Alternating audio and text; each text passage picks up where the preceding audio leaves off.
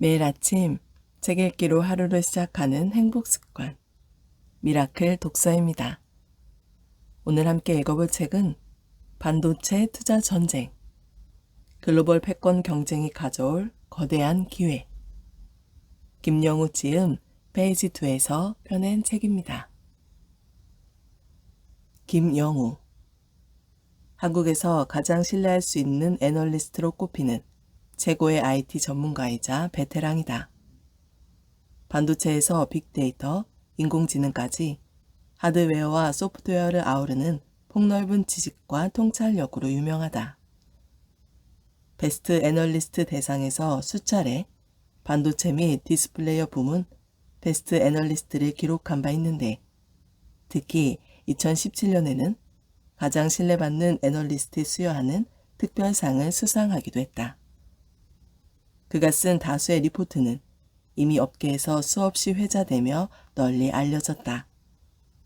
삼성 OLED의 아이폰 채택과 거대한 투자를 예고했던 파란 애플, 글로벌 테크 주식의 급성장을 예견한 트럼프 시대와 IT 패러다임의 변화, 미중 패권 전쟁의 필연성을 전망한 메이드 인 차이나 대 메이드 인 아메리카, 초거대 기업이 다시 지배하는 세상을 분석한 자이언트에 이르기까지 탁월한 분석과 깊이 있는 인사이트를 보여주는 그의 보고서는 믿고 보는 리포트로 통한다. 차례. 프롤로그. 엄청난 변화는 엄청난 기회를 불러올 것이다. 파트 1. 탈세계화 시대의 도래. 파트 2. 반도체 산업의 구조와 본질. 파트 3. 중국의 대미선전 포고. 메이드 인 차이나 2025. 파트 4. 미국 전면전에 나서다. 파트 5. 중국의 2차 반도체 굴기. 파트 6. 미국의 반도체 제조 굴기. 파트 7. 남겨진 과제 생산성. 파트 8. 반도체 전쟁의 미래. 파트 9. 새로운 시대, 새로운 역할. 차례는 이렇게 되어 있고요. 프롤로그부터 읽어보도록 하겠습니다. 프롤로그. 엄청난 변화는 엄청난 기회를 불러올 것이다. 중국에 대한 우려가 높아지다. 프랑스의 유명한 황제이자 군인인 나폴레옹 보나파르트는 중국을 잠자는 거인이라 칭하며 그를 계속 잠들게 하라. 만약 그가 깨어나면 그는 세계를 흔들 것이다. 라고 경고했습니다. 2014년 프랑스를 방문한 중국의 시진핑은 평화로운 사자가 깨어나는 데 대해 세계는 걱정할 필요가 없다. 라는 말로 중국에 대한 서방 진영의 우려를 해소하려 했습니다. 중국에 대한 우려가 높아진 것은 2013년에 알려진 해킹 사건 때문입니다.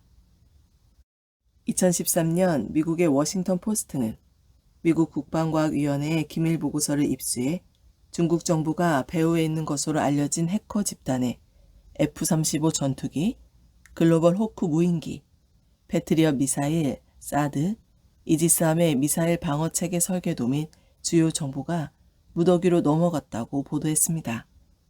하지만 중국이 첨단 무기에 대한 정보를 빼낸다 하더라도 미국에 실질적으로 위협을 가할 최첨단 무기를 만들 수 있는 능력은 제한적일 것으로 판단했기에 큰 마찰 없이 넘어갔습니다. 그러나 2015년 중국이 반도체 굴기를 선언하고 칭화 유니그룹이 미국의 종합 반도체 업체인 마이크론 테크놀로지와 샌디스크 인수에 나서자 미국은 더 이상 지켜만 볼 수 없는 처지에 몰리게 되었습니다.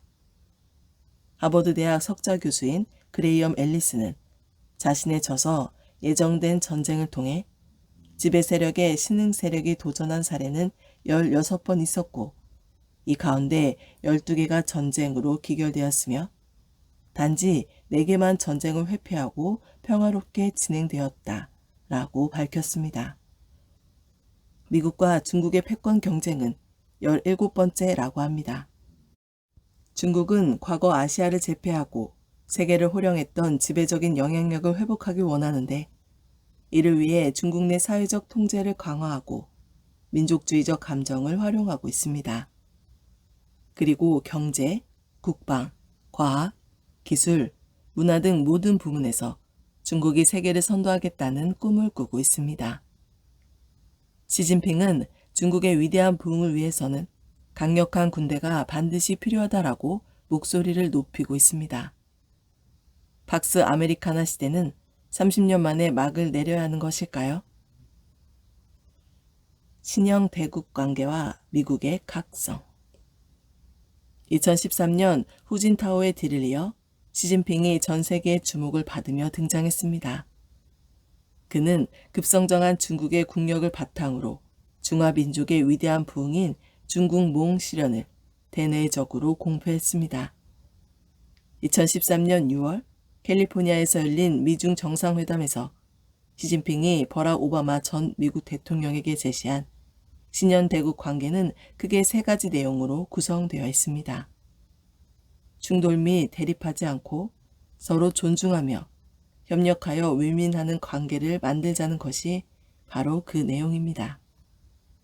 어느 한쪽의 주도가 아닌 상호 존중하는 관계, 제로섬 게임이 아닌 윈윈하는 관계, 상호 의심하지 않고 신뢰하는 관계, 균형을 잃지 않는 전면적인 발전의 관계, 배타적이고 이기적이지 않은 개방적이고 포용적인 관계를 만들자는 제안입니다. 그러나 중국의 대담한 도약은 미국이 주도하는 세계 질서에 중국의 영향력이 중대하게 증가한다는 것을 의미하기 때문에 이를 받아들이면 안 된다는 강경파의 의견이 큰 주목을 받았습니다. 전쟁 없이 패권국의 지위를 내려놓는 것은 패권국의 상황이 대내적 요인으로 인해 대립할 능력을 상실했을 때에나 가능하다고 본 것입니다. 미국은 자신들의 독보적인 입지를 유지하기 위해 무엇을 해야 하는지 고민하게 되었습니다. 경제적으로 저성장 국면이 지속되고 정치적으로는 어려움에 처하게 된 미국에서 아메리카 퍼스트라는 국수주의적 캠페인이 성황리에 진행된 것은 중국의 영향이 큽니다. 중국이 미국의 일자리와 부를 가져가고 있으며 미국의 가장 큰 적이 될 것이라는 주장이 많은 사람의 호응을 이끌어낸 것입니다. 미국의 45대 대통령이었던 도널드 트럼프는 당시 민주당원이었던 피터 나바로를 국가무역위원회 위원장으로 임명했습니다. 그의 대표 저서로는 웅크린 호랑이, 중국은 어떻게 세계를 지배하려 하는가 등이 있습니다. 그는 대중강경파로서 폴리페서로 분류되곤 했는데 지난 트럼프 정부를 기점으로 지금은 소속 정당과 관계없이 전략은 일부 차이가 있을지라도 대중강경 노선을 유지하고 있습니다. 제4차 산업혁명으로 촉발된 반도체 정쟁의 서막. 미국의 국제정치학자 조지 모델스키 등이 발전시킨 리더십 장주기 이론에 따르면 혁신적인 기술혁명이 일어나는 특정 시기에 해당 기술에 기반한 산업을 주도하는 강대국이 그 시대의 지도국이 되어 국제, 정치, 경제 질서를 주도한다고 합니다. 중국은 다양한 분야에서 이미 미국을 제쳤거나 비슷한 수준에 도달했습니다. 중국은 5G 기반의 통신 장비 시장에서 미국을 압도했고 전기차와 로봇, 드론 등을 포함한 첨단 제조업 분야에서 미국을 앞서 나갈 수 있도록 강력한 지원책을 펼치고 있습니다. 2015년 중국이 반도체 굴기를 선언하고 메이드 인 차이나 2025로 알려진 중국 제조 2025를 발표했을 때 한국이 두려워했던 것은 중국의 계획대로 순조롭게 이루어지는 시나리오였습니다. 중국의 무한 물량 공세는 마치 물건을 담아두면 끝없이 새끼를 쳐 절대 그 내용물이 줄어들지 않는다는 설화상의 단지, 화수분과 같았습니다. 미국뿐 아니라 한국에도 상당히 위협적이었죠. 만약 중국의 계획대로 마이크론과 샌디스크가 중국 기업에 인수되고 미국이 화웨이와 하이실리콘의 제재를 가하지 않았다면 반도체 사업뿐 아니라 국제 정치의 구도도 크게 바뀌었을 것입니다. 보다 근본적인 시각에서 반도체 전쟁의 미래를 보자. 중국이 화수분이라면 미국은 돈을 찍어내는 국가입니다. 기축통화국인 미국은 반도체 산업을 더 이상 시장에만 맡기지 않고 그 어떤 국가도 할 수 없는 높은 수준의 지원을 통해 최대한 빠르게 글로벌 반도체 공급망의 중심을 미국으로 옮기는 전략을 펼칠 것입니다. 1980년대 후반부터 우리에게 익숙하게 다가온 세계화와 정반대인 탈세계화 시대가 다가오고 있습니다. 미국이 단계 구축하려는 반도체 파운드리 전략만 바라봐서는 장기적인 그림을 그리기 어렵습니다. 미국과 중국의 경쟁은 더욱 치열해질 것이며 이들 국가들이 미래에 사용하게 될 전쟁 무기는 더 높은 수준의 인공지능과 위성통신, 그리고 이를 구현할 수 있는 하드웨어를 실제 생산할 수 있는 첨단 제조업의 경쟁력에서 우열이 가려질 것입니다. AI를 기반으로 하는 모든 제품이 미국에서 만들어질 수 있다는 관점에서 보면 미국은 반도체 및 첨단 부품, 그리고 첨단 제조업 기반이 거의 없는 불모지입니다. 그러나 미국의 반도체 설계 능력과 정부의 자금 지원력은 글로벌 경쟁국을 압도합니다. 미국이 반도체 및 첨단 제조업에서 자국의 비중을 높이면 중국의 샤오캉 정책도 크게 흔들릴 수 있습니다. 그리고 미국은 파운드리 공장 유치가 근본적인 목표가 아니며 향후 생산성 혁신을 통한 첨단 제조업의 부활까지 강력하게 추진할 것입니다. 제4차 산업혁명은 이제 시작입니다. 인공지능 산업도 이제 각 분야에 조금씩 도입되고 있는 수준입니다. 10년 전과 비교하면 놀라운 수준으로 성장한 것이 맞지만 10년 뒤에 과거를 돌아보면 까마득하게 미개한 수준으로 느껴질 것입니다. 엄청난 변화는 엄청난 기회를 제공합니다. 이 책을 통해 조금 더 깊이 있게 미국과 중국의 전략, 그리고 유불리 여부를 이해한다면 정책 결정 및 투자 판단에 도움이 될 것이라 자신합니다. 김영우. 파트 1. 탈세계화 시대의 도래. 미국의 저명한 미래학자 엘빈 토플러가 후기 산업화 사회 핵심으로 규정한 제3의 물결 시대의 핵심은 정보화 혁명입니다. 1950년대 후반부터 산업사회에서 정보사회로의 새로운 변화가 나타나기 시작했고 미래사회에는 탈대량화, 다양화, 지식기반 생산과 변화의 가속이 있을 것이라고 예측했습니다.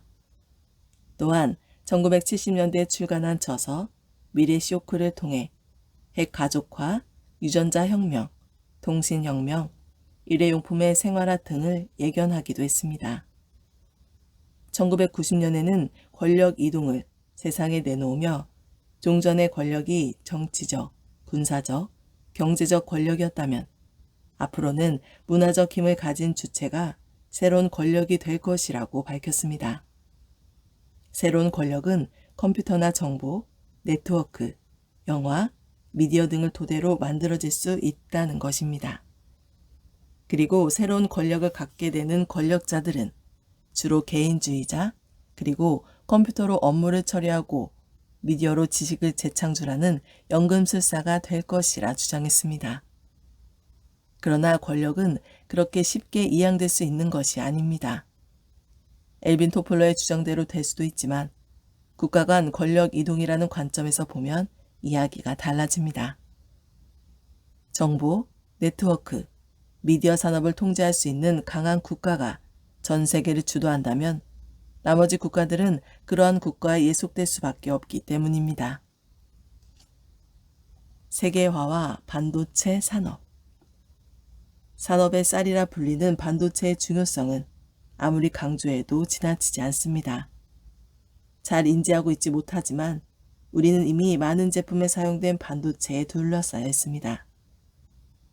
1980년대 미국 하버드 비즈니스 스쿨 시어도어 레빗 교수는 세계화라는 용어를 대중에 알리는 데 성공했고 이는 기업들이 경제적인 이윤 극대화를 추구하기 위한 기본적인 전략으로 자리 잡게 되었습니다. 반도체 산업은 비즈니스 측면에서 세계화의 가장 성공적인 사례입니다. 경제 측면에서 세계화는 상품, 서비스, 기술, 자본의 급격한 이동을 통해 전 세계 국가 경제의 경제적 상호 의존성이 증가하는 것이고, 비즈니스 측면에서는 국제 무역 규제를 최소화하고 관세 및 규제를 줄이는 방식으로 전 세계가 최대 이익을 창출할 수 있는 전략이 만들어지는 것입니다. 이러한 전략의 기반에는 생산의 세계화가 가장 중요한 의미를 차지하고 있습니다. 어느덧 우리는 다국적 기업이라는 말에 익숙해져 있습니다. 반도체 산업은 이를 위한 기술 집약적, 자본 집약적, 노동 집약적 부문으로 나뉘어져 글로벌 협업과 분업이 가장 잘 이루어지고 있는 대표적인 산업입니다. 세계화 시대, 중국의 부상. 1980년대 세계화는 자유민주주의 대 공산주의라는 기본적인 진영 논리에서 크게 벗어나지 않았습니다. 그러나 1989년에 독일의 베를린 장벽이 무너지고 1991년에 소련이 무너지면서 민주적인 선거를 통해 러시아 대통령이 선출되었습니다. 미국의 정치 경제학자 프랜시스 후쿠야마는 자신의 저서 역사의 종언을 통해 이데올로기 대결의 역사를 자유주의와 공산주의의 프레임으로 설명하며 자유주의의 승리로 역사의 진보는 끝났다 라고 주장했습니다. 프랜시스 후쿠야마는 역사의 종말은 모든 인간이 물질적인 욕구를 만족시켜 나가는 과정에서 전 세계 시장이 하나의 공동시장이 되고 민주주의 정치체제 속에서 살아가게 되는 세계가 되어 평화로우면서도 모든 사람이 물질적인 욕구에 만족하게 되는 세계다. 따라서 거대한 역사적 투쟁은 사라지고 오로지 부분적인 사건들로만 가득 찬 세계, 그렇기 때문에 어쩌면 매우 권태로운 삶이 기다리고 있는 세계다. 이것은 곧 냉전의 종식과 더불어 사실상 영원한 평화의 시대가 도래하게 된 것을 의미한다 라고 강조하며 역사의 발전을 가져올 만한 투쟁은 더 이상 없을 것이라고 역설했습니다. 이는 냉전의 종식과 함께 나타났던 팍스 아메리카나라는 낙관론을 반영한 표현이기도 했습니다. 그리고 세계 경제는 세계화라는 비즈니스 변화를 통해 발전기를 맞이하게 되었습니다.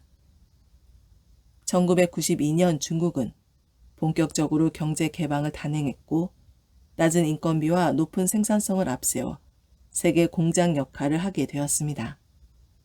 미국을 비롯한 서방 국가에서는 중국 경제가 발전하게 되면 민주주의로 전환될 것이라는 낙관적인 전망이 지배적이었습니다.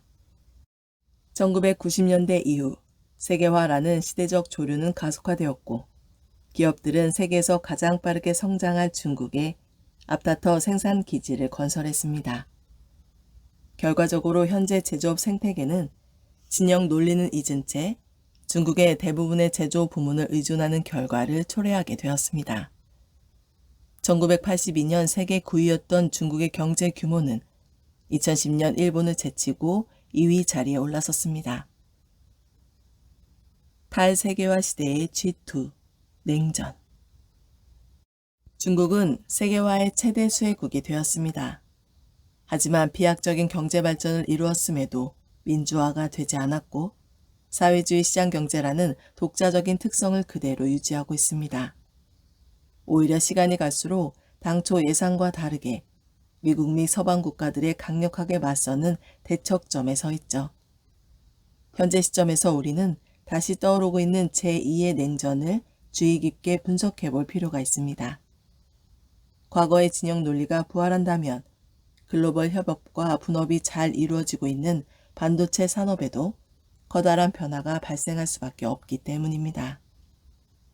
지금 세계는 탈세계화로의 전환기를 맞이하고 있습니다. 냉전 시대에 체제 경쟁에서 자주 사용되었던 자유와 인권이 국가 관계에서 중요한 키워드로 다시 떠오르고 있고 국가 간 규제와 제재라는 중요한 리스크가 부각되고 있습니다.